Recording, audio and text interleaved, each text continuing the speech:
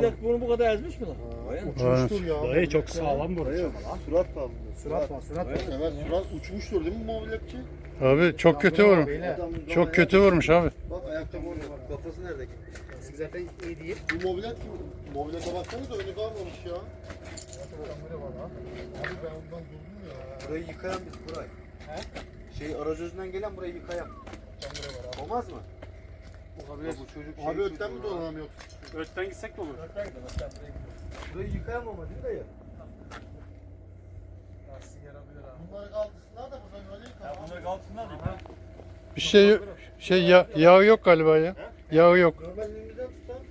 Perde olur mu? Sağa sola attırır o. Geri gelir mesela. Ata şöyle kenarlara gider. Ama ötesi mantıklı.